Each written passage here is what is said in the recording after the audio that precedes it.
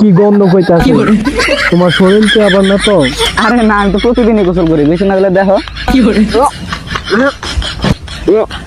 তাড়াতাড়ি গোসল করো। অসম্ভব, তাহলে দেখা মাঝে 2 মাস ধরে গোসল করে না। কিরে কই যা, তোর মনটা তো খারাপ কা? আরে কইস না, গার্লফ্রেন্ডের লয়ে দেখা করতে গেছিলাম, 2 মাস ধরে গোসল করে না।